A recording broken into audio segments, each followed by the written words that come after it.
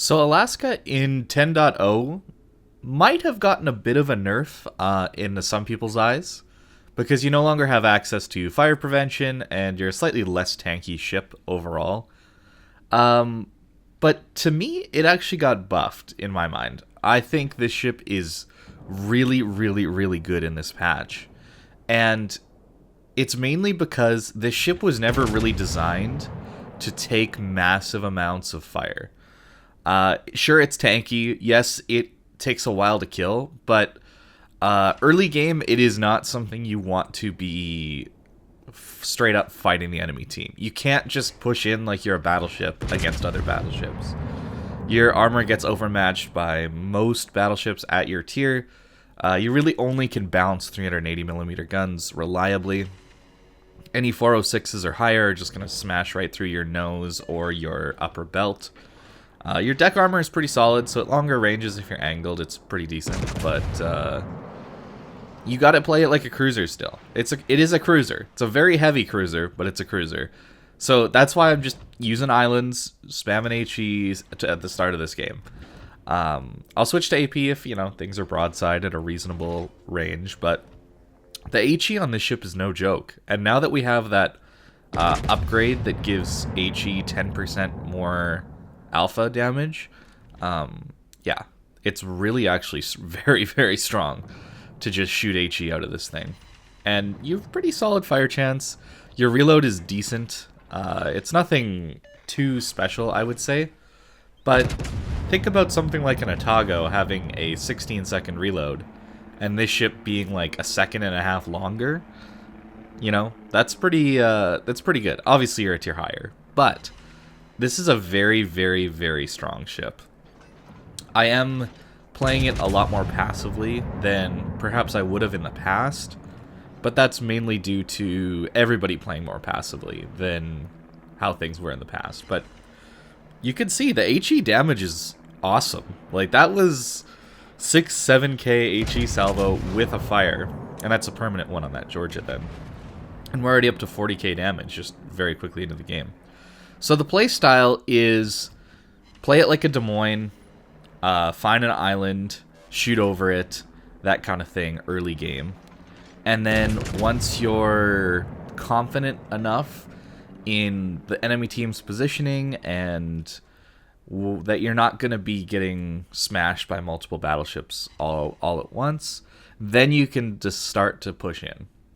You can make decisions to push in later on, but I really don't think this ship is a pushing ship early game. The most scary thing in the game, I think, well, I'm talking surface ships here. Obviously, CVs are the most scary thing in the game, but surface ships wise, dealing with a near full HP Alaska late game who's been farming out your entire team is one of the scariest things to deal with, because this ship really doesn't have a citadel, and it has some very, very, very powerful guns. So at close range, you do have to treat it like a battleship caliber of gun, where it has the ability to citadel most battleships at reasonable distance. Not anything like crazy long range, but once you're within 10 kilometers, you should be citadeling most battleships.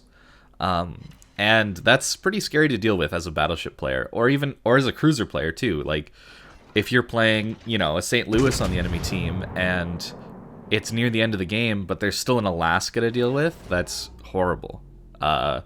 So retaining your HP in a cruiser, I mean, this goes for every cruiser, but the longer you're alive in a cruiser, the more powerful you are. That's just kind of how the class works. They're countered by battleships getting lucky salvos into your citadel. And I say lucky because it is mostly down to RNG these days, whether a battleship gets a good hit or not. And then obviously carriers will counter you as well. The main thing is staying alive for the first 5 minutes of a game. If you're able to stay alive for the first 5 minutes of a game in a cruiser, that is a huge asset to your team. Massive. Absolutely massive. And later on, Alaska is very, very good at pushing. So that's what we're going to go do now. Because their team has pretty much been pushed out of the C cap here. And that's what I was really waiting for. I was waiting for an opportunity for me to push in to B without getting into a massive crossfire. And, of course, we pushed through A as well, so our team is just better at this point, and it's time to go in and get some more damage. Alaska is a ship that requires some patience to use, though. I don't think that you can just go out in front of the enemy team and just sit there and tank. Right? If I were to just simply sit in front of this Musashi and an Iowa and an Aegir and all that stuff, Georgia, I would die very, very quickly. So you need to use islands intelligently to mitigate damage and to make sure the enemy team isn't all shooting you all at once. It's really, really important to do that. And it plays a lot like how I play secondary battleships or how I would play a Des Moines. That's kind of my main playstyle these days, is using islands to push in. That's what I tend to do. And this ship is actually very good at it. So you're probably going to see me play more Alaska. At least if you're hanging out on my stream, you'll see me play more Alaska in the upcoming days, because I had a lot of fun playing the ship. This is my first and second games in the Alaska since the patch, when everybody said it was massively nerfed. Taking away fire prevention, yeah, it's a nerf, but you're generally not wanting to get into situations where you're dealing with cruisers kiting you at the back of the map. You're trying to find situations where the enemy team is pushing you, and you're on a really strong island, that kind of thing. That's what you're really looking for in this ship. You don't want to chase enemy fire spamming cruisers, because your shelve arcs are really bad, as you can see, probably. So it's really hard to aim them, and it gives a lot of time for cruisers and other ships to angle to your AP, for example. It's really, really easy to counter this ship when it's shooting AP. It's just kind of run away. This ship is exponentially more scary at close range, and that's what you need to remember. It is a ship where you want to get in close, but you need to do it safely. And you can see I'm doing that this game. I haven't really risked my ship too much, and I've been using islands to help me get into these better positions. Now I'm using this island to my left to block the Georgia and Iowa. And now I'm going to focus on the Aegir and the St. Louis and whoever else is down south here. And this ship is very, very scary at close range with its AP, because you do get enhanced pen angles like a Des Moines on 305 millimeter caliber AP. Or millimeter? Yeah, 305 millimeter AP. It is really, really, really, really strong at close range, as you saw. You are almost a battleship at closer ranges. So it's really fun to play these days. If you're kind of tired of the way battleships are playing, and you don't want to just snipe at the back all the time, maybe give some of these super cruisers or whatever they're called a go. They're pretty solid these days, because they are capable of, doing things at longer ranges, but because of their better concealment, and at least on Alaska's case, the lack of a citadel, you're actually able to push in and not die a lot easier late game. And for the most part, people won't be focusing you. I've found that people just want to farm out battleships these days. That's their entire goal, is to farm a battleship out. And for some reason, Alaska doesn't count as a battleship in their mind, so it's pretty easy to remain reasonably healthy, simply because people aren't going to be focusing on you quite as hard. Here, another example of me getting into a position where I can use an island to isolate fights and prevent the enemy team from pushing, that kind of thing. Right? They brought a reasonable number of ships down here. I want to note that their Musashi and Spawn is focusing on our flank, so they have quite a bit of power here as far as their ships are concerned. But they're going to have a really, really difficult time crossing over to A because we're here. And you can see what this island here is doing for me. It's preventing both enemy Musashis and the Georgia from shooting me while I get to shoot at their Aegir. This is the kind of positioning you want to take in a cruiser, any cruiser, but a heavy cruiser is really good in this position because these battleships could YOLO me, right? And if I was in a cruiser, it's possible I die. Obviously, it's unlikely because I have so much support, but a battleship could sneak up along the island on my left there. They could sneak up along that edge and isolate a 1v1 versus me because my whole team is in A. That would be an interesting fight. But if I was in a regular cruiser, I would just die really quickly to a battleship at that range. But in an Alaska, you're actually tanky enough that you can somewhat fight it. Not completely. You'll notice that I am sometimes not getting my back turret over this island. That's completely intentional. I don't care about my back turret getting over. As long as I can be dealing damage to these Musashis without actually risking my ship too much. That's the whole point of early game, is to get some damage, whittle down the enemy team early game without really risking your ship too much. That is the goal. You want to have that HP for late game when you need to carry it, or when you need to do that crazy push to get that last little bit of damage if the enemy team is not very good. Alaska is very, very strong in these scenarios. Once you learn the arcs. It takes a while to learn the arcs because they're so bad. A Stalingrad, for example, is a lot easier to learn, but it can't play positions like this as easily because the arcs aren't as good. The arcs are too good. So shooting over islands and that is a little bit harder for a ship like a Stalingrad.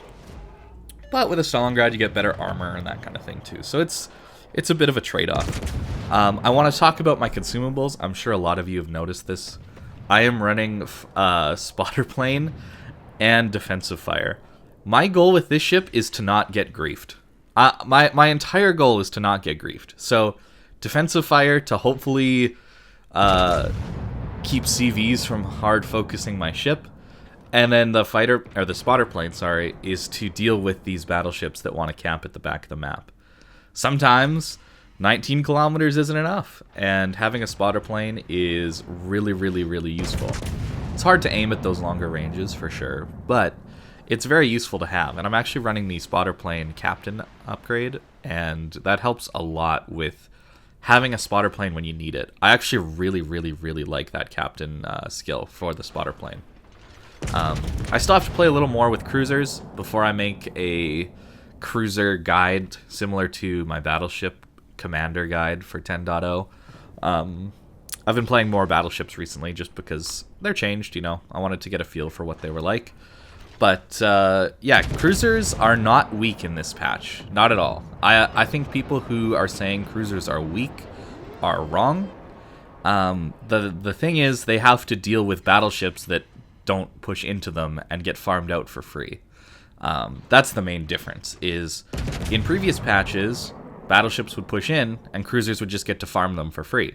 Now they're not doing that as much because Deadeye incentivizes them to stay at the back, along with not wanting to get farmed out for free by a cruiser on the enemy team.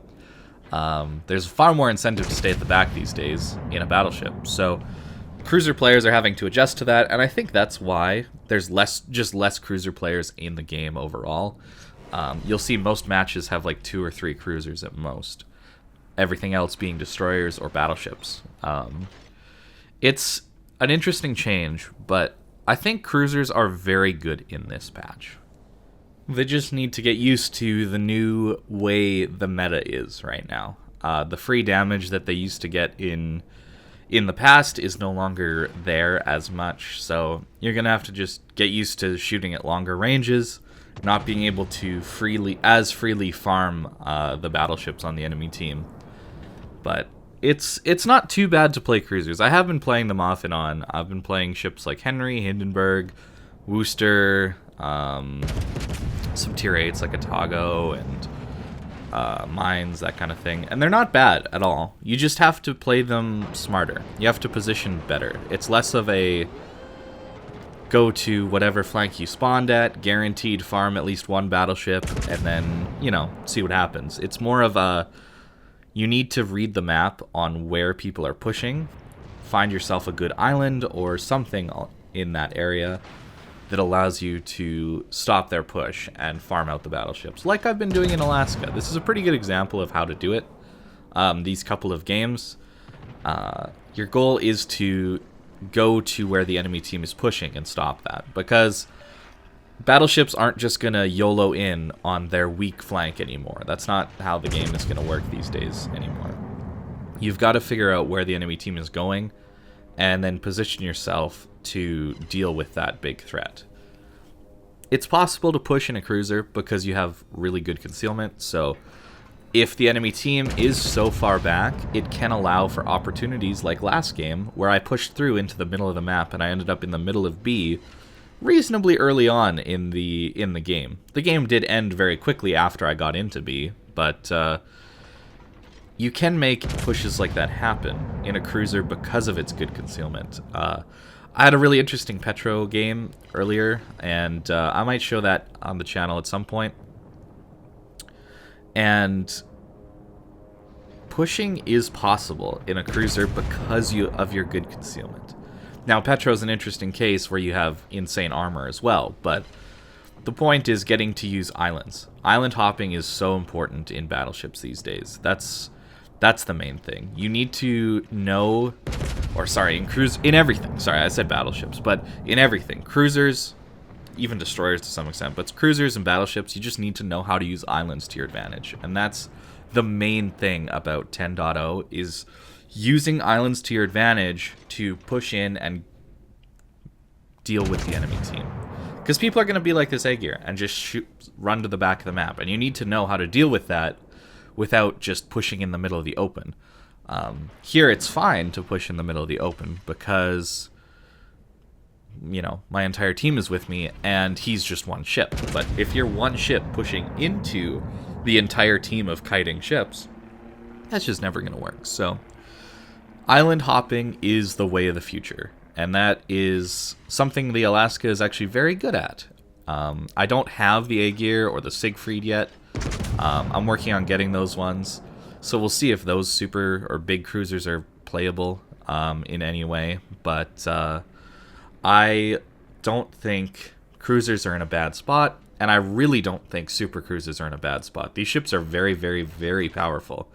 They just can't be the crazy HE fire tanks that they used to be. And I never really died to fires that much in my Alaska anyway, so it really isn't that big of a deal for me to not have fire prevention. I think a lot of my builds actually didn't even have fire prevention back in the day. So, yeah, just a weird change that people freaked out about that I don't really think mattered all that much. So why don't we take a look at how I've actually set up my captain real quick, and then that'll be the video.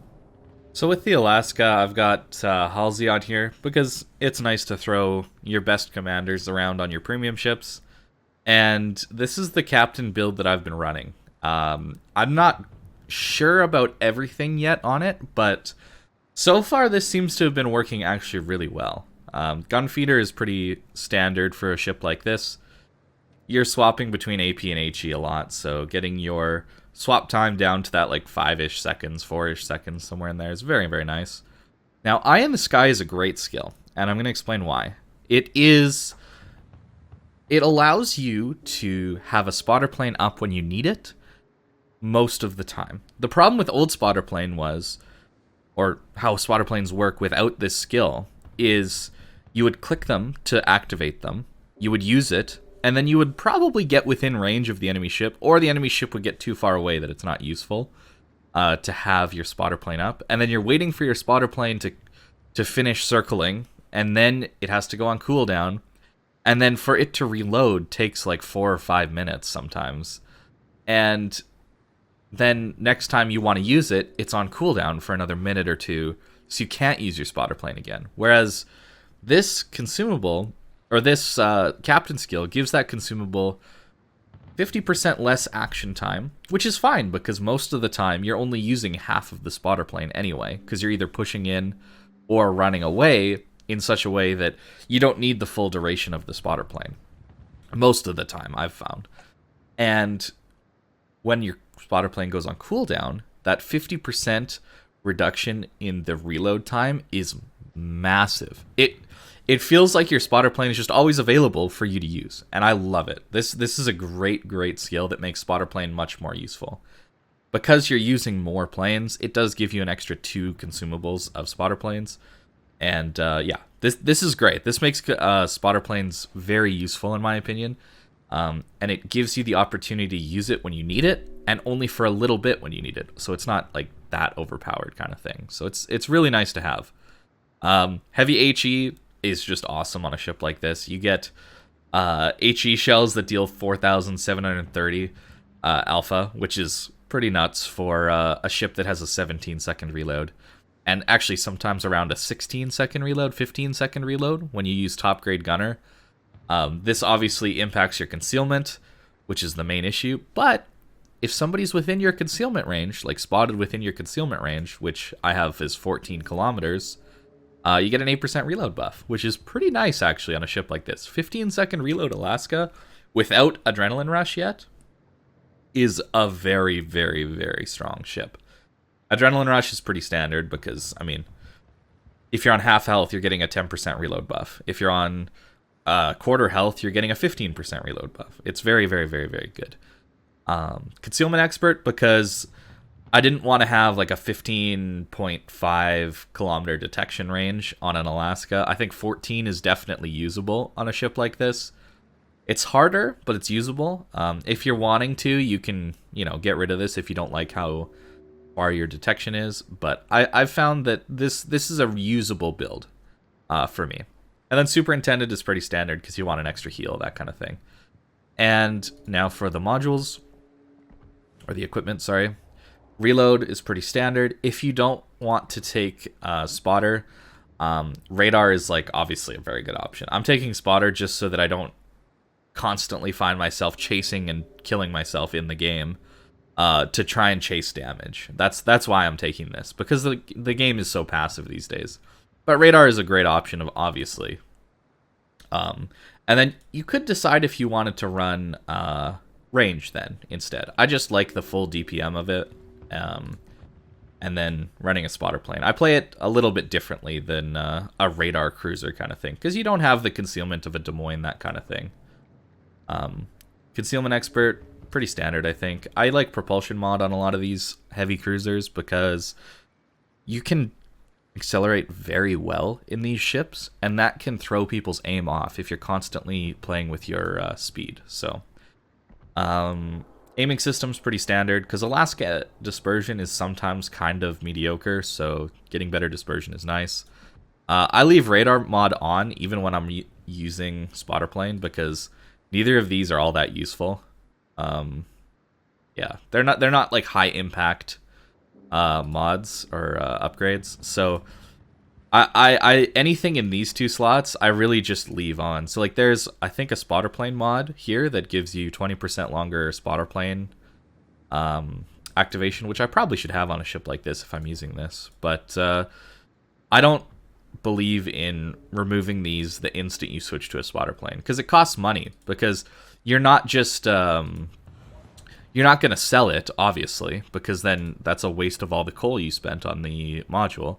And right now you can demount for 0, but usually it's a fee to demount the module. So it's something that I just leave on the ship regardless, and that's just to save doubloons, basically.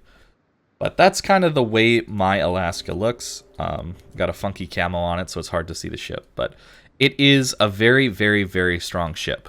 And the reason I play it so passive at the start is all because of this. 27mm bow, 28mm upper belt, so 406mm guns and higher are all going to punch through all of this stuff. So you got to be really careful. You can't just bow tank tier 10 battleships for the most part. You need to use islands cleverly, and this deck armor can save you at longer ranges when the shells are more plunging fire, but you still have a large aft end and fore end, I guess. Yeah. It's not a crazy tanky ship. The reason it lives so long is you have 60k HP, and your citadel is below water.